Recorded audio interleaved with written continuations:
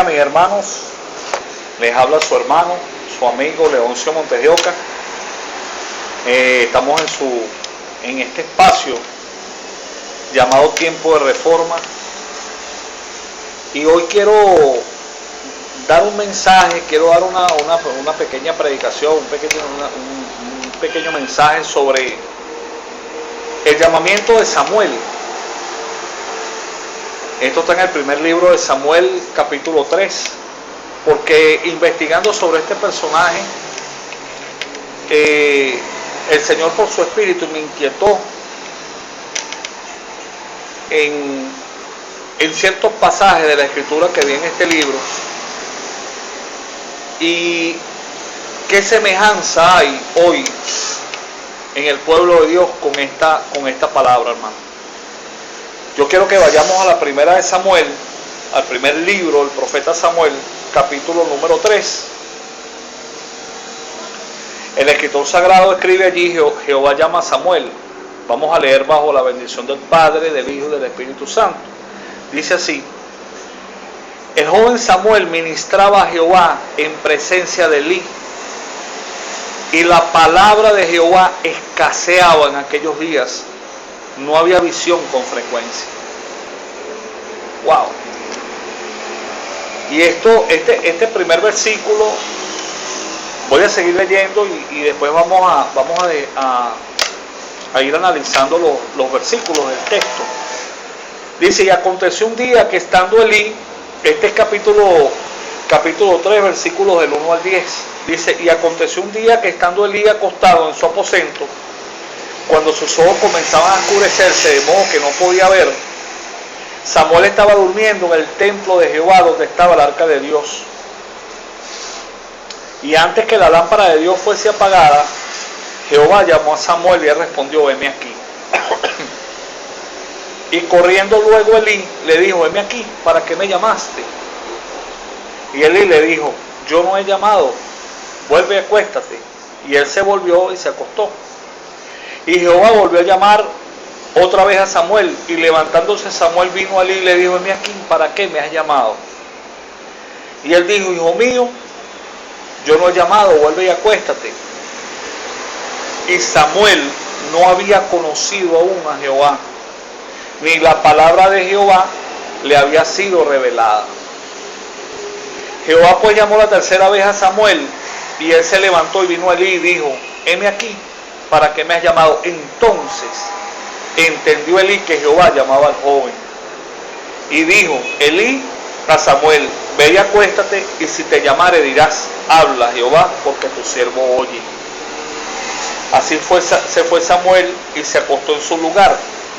Y vino Jehová y se paró y llamó como las otras veces: Samuel, Samuel. Entonces Samuel dijo: habla, porque tu siervo oye. Añade bendición a tu palabra, Señor, en esta hora, Padre, en el poderoso nombre de tu Hijo Jesucristo y en el poder de tu Santo Espíritu. Dice el versículo 1 del capítulo 3 que el joven Samuel ministraba a Jehová en presencia del sacerdote Elí, y la palabra de Jehová escaseaba en aquellos días, no había visión con frecuencia. La palabra, el término palabra del hebreo es la palabra dabar, que se utiliza en este texto. Es la palabra hablada de Dios o hablada por Dios. Hermano, dice que era escasa en aquellos días, y dice que tampoco había visión con frecuencia. El término visión viene de la palabra hebrea jasón. Este término nos habla de lo que es sueños, iluminación, revelación, profecía, oráculo. O sea, no había ningún tipo de líder. Era muy escaso el líder que manifestara la palabra verdadera del Dios vivo. Y esto es tremendo, ¿sabe? Porque dice el versículo que Samuel ministraba en presencia de Elí. Cuando nosotros vemos el capítulo 2 y el capítulo 1, vemos que, sobre todo en el capítulo 2, que Samuel desde muy pequeño ministraba en el templo. Ministraba con un efod. Y, hermano, ¿cuánto sucede eso hoy por hoy en nuestras congregaciones? Lamentablemente, hermano, personas que no vamos a hablar de los falsos maestros, de las herejías que se han introducido en la iglesia, sino también de las malas enseñanzas o de la falta de estudio de la palabra. Yo no juzgo el corazón de las personas que nos precedieron en la enseñanza. La intención de su corazón era buena, su motivo es bueno, así aprendieron, así enseñaron, así transmitieron. Pero lamentablemente, hermano, por mucho tiempo se ha sido descuidado, por así decir, en la responsabilidad que el Señor le dio a sus líderes y a sus ministros de edificar a su pueblo. En Juan capítulo 21 está lo que teológicamente se llama lo que es el llamado pastoral, el llamado que el Señor le hace a Pedro. Y el Señor utiliza 2 veces en ese capítulo la palabra apacienta. Cuando le dice por primera vez, ¿me amas? Apacienta mis corderos. Y luego le dice, apacienta mis ovejas, más adelante. Estos 2 términos, por eso es que le digo que es muy importante estudiar la exégesis de los términos, porque aunque están escritos y nosotros los pronunciamos igual, tienen 2 diversos significados en el griego. El término apacienta, que es utilizado en 21:15, mis corderos, es el término bosco. Y el término usado para apacentar mis ovejas es el término poimaíno. Son muy diferentes. ¿Por qué? Porque el término poimaíno tiene que ver más con el cuidado, con cantarle a las ovejas, con cuidarlas, pero el término bosco tiene que ver con alimentarlas, con buscar el alimento fresco, el alimento sano, el alimento que nutre, buscar los mejores pastizales, los mejores para que las ovejas coman y sean alimentadas correctamente. A mí me llama mucho la atención el rey David, porque el rey David, casi todos los patriarcas, en su totalidad prácticamente fueron pastores. Moisés, Jacob, casi todos, o prácticamente todos de hecho. Pero cuando David relata por el Espíritu, por esa inspiración del Espíritu en ese momento sobre él, el Salmo 23,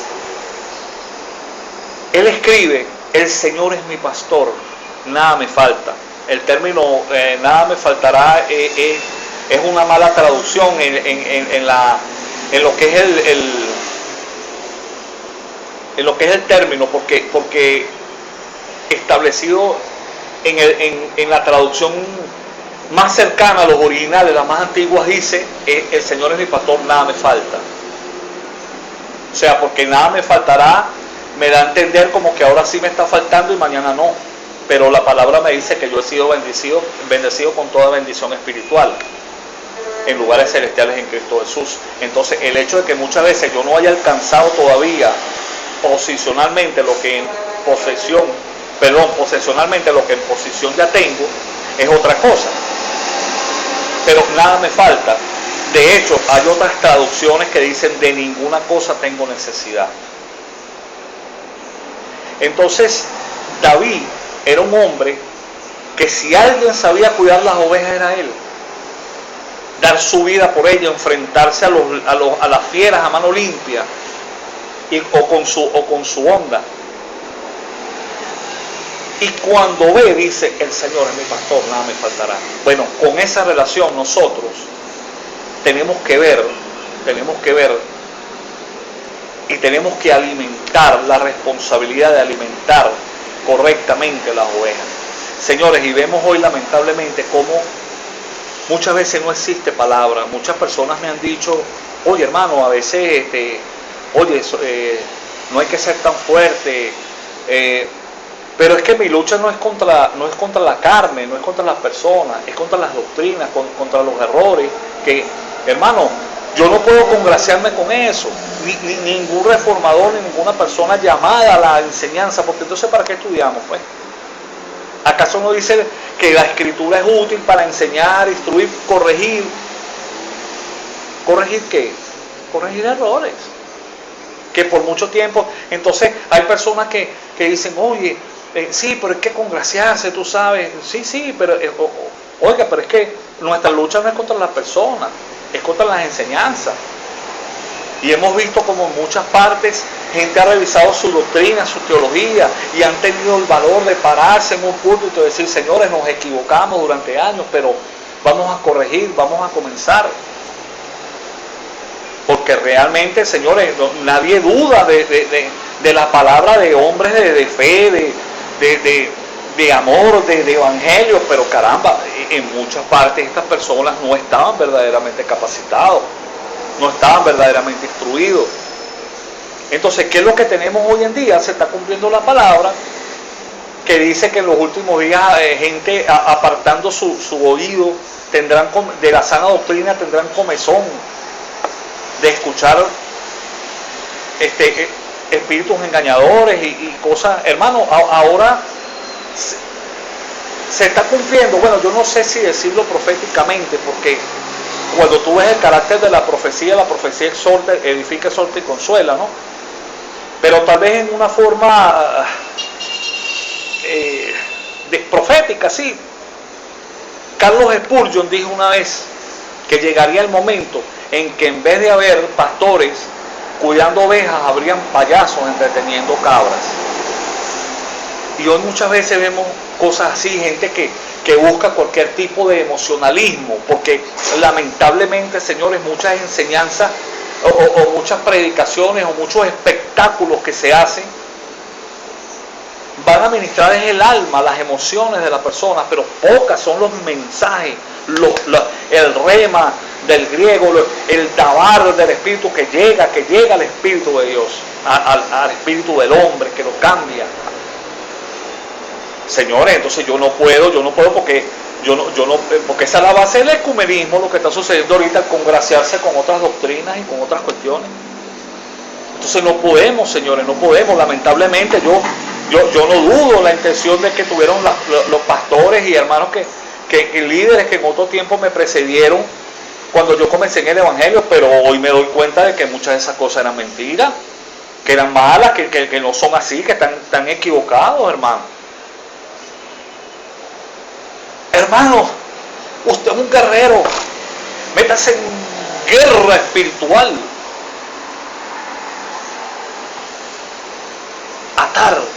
Ate, párese a las 2, 3 de la mañana, ate el hombre fuerte, mi hogar cayéndose a pedazos. Yo les pregunto, hermano, con todo respeto, que eso vamos a hablar más adelante, pero ¿cómo ata usted al hombre fuerte? ¿Cómo lo ata? ¿Por qué? ¿O cuántas veces tienen que atarlo? Porque en todo caso tendríamos que buscar primero quién lo desata, atar al que lo desata y después atarlo a él. ¿Por qué? Simple y llanamente porque una persona que tenía autoridad se levantó, leyó la palabra, dijo, pues Jesucristo dijo, ata al hombre fuerte, por acá dice atar al hombre fuerte, bueno, y eso se hizo una doctrina. Pero ya va, espérate, analiza, estudia, ve el contexto de la palabra, ve la etimología del término, qué significa, qué estás hablando allí. ¿Ve? Y mi hogar cayéndose a pedazos. Se levantó una hermana, una profeta, con todo respeto, los amo en el amor de Cristo, pero estas cosas hay que decirlas, hermano, porque es precisamente para corregir, para instruir. El término corregir tiene que ver con ese enseñar a un niño. No recuerdo el término del griego ahorita, pero tiene que ver con eso, con instruir al pequeño desde pequeño. Y me dice, hermano, tengo una palabra de Dios para usted, para su hijo tiene un espíritu de lascivia, fornicación. Oye, qué tremendo, hermano. Yo porque, claro, no conocía el carácter de la profecía, yo enseñaba estas cosas también y las creía. O sea, tiene 3 hijos, uno de sus hijos es el que más o menos permanece, está cachicornento allí, los otros ya se fueron, en eso mismo precisamente, en lujuria, en lascivia. Pero qué tremendo, Dios le da palabra para el hijo mío, pero no le da palabra para los hijos de ella. Hermano, párese en la madrugada, unja de los interiores con aceite, unja su casa.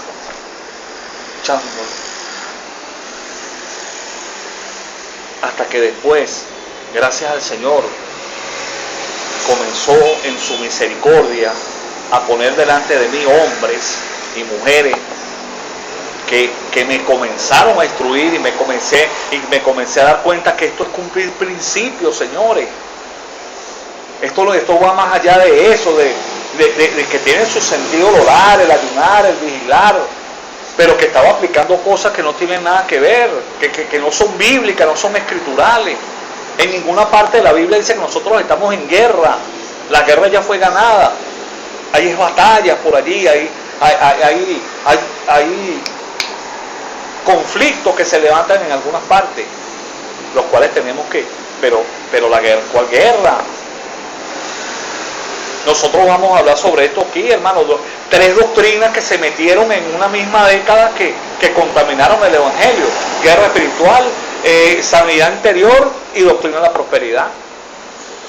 Con todo respeto, señores, respeto a las personas que por ignorancia enseñan esto, o para las que la ignorancia lo están sirviendo, pero eso es basura dentro del Evangelio. Eso no tiene ningún tipo de asidero bíblico. Y más adelante, con el favor del Eterno y de nuestro Dios Creador, de nuestro Señor, vamos a enseñar sobre esto, vamos a hablar sobre estas cosas y vamos a derrumbar bíblicamente todas estas cosas. Entonces, fíjense ustedes, una persona con el potencial de Samuel, pero estaba siendo dirigido por Elí. O sea, ¿qué líder tenemos en nuestras congregaciones en estos momentos? Miren lo que dice el versículo 2. Y aconteció un día que estando Elí acostado en su aposento, cuando sus ojos comenzaron a oscurecerse de modo que no podía ver. Esos eran sus ojos espirituales, sus ojos físicos, porque ya sus ojos espirituales se habían cerrado hace muchos años, hermano. Entonces, eso es lo que le quería decir, retomo lo que estaba hablando antes, ¿no? Es cumplir principios.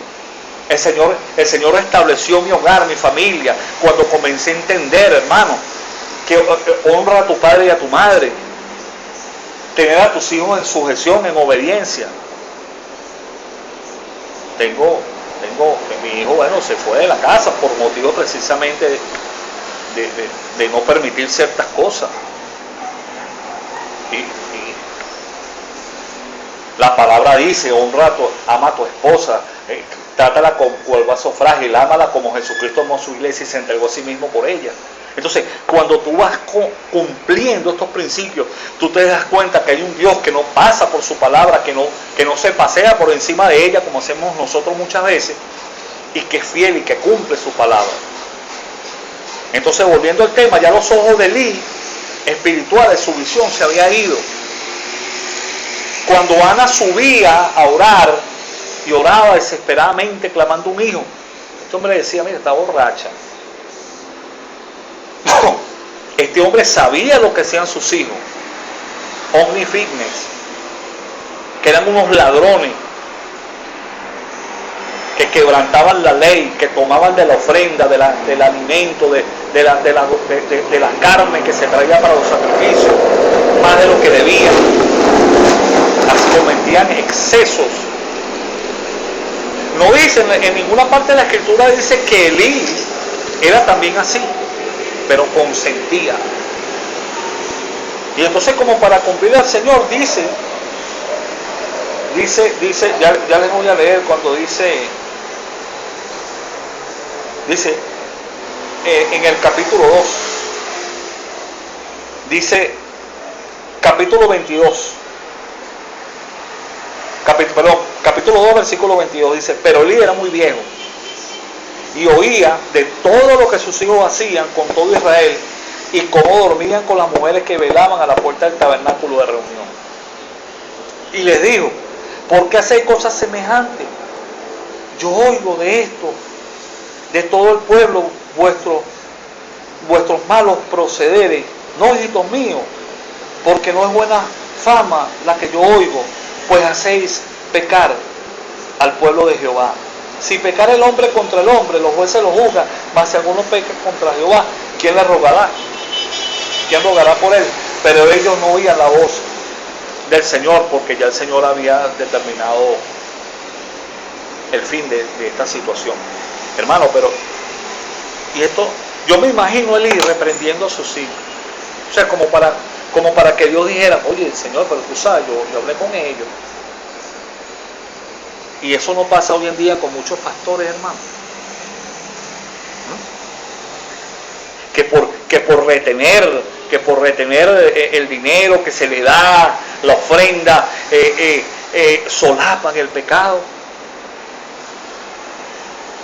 Soban el pecado, lidian con el pecado, con las obras de pecado oculto de una persona. Le dan privilegios, le dan los primeros puestos. Y hacen acepción de personas dentro de la misma congregación cuando el Señor los ama a todos por igual. ¿Acaso Dios no ve todas estas cosas, hermano? ¿Cómo es tremendo, hermano, la ignorancia que hay en muchos líderes? Porque, hermano, la culpa no es de las ovejas. Las ovejas comen lo que se les da de comer. Pero esto precisamente para que sirvan, para que ustedes despierten en ustedes la curiosidad del estudio de la palabra. No se queden con preguntas. Yo estaba antes de estar en mi congregación, donde estoy ahora, donde pertenezco, donde gracias al Señor nos ha edificado, Yo estaba en una congregación donde supuestamente todo el tiempo se está estudiando. ¿Pero estudiando qué? Yo tenía más preguntas que respuestas. ¿Cómo se aplican más los principios, señores? Cuando usted comience a entender el valor que tiene la cena, que cuando dice que disciernas la cena, lo que tienes que discernir es no, yo estoy en pecado, no voy a tomar la Santa Cena, no. Más bien hágalo con más razón. Porque el hecho, pida perdón y hágalo, porque el hecho de que usted no tome Santa Cena, hermano, lo que usted le está diciendo a Dios es que esa carne y esa sangre no valió de nada. Que ese sacrificio en la cruz fue vacío, usted tiene que agregarle a eso para que tenga valor. Eso es lo que habla cuando dice que se discierna lo que esa sangre, lo que esa carne significa, lo que ese pan y ese vino significan.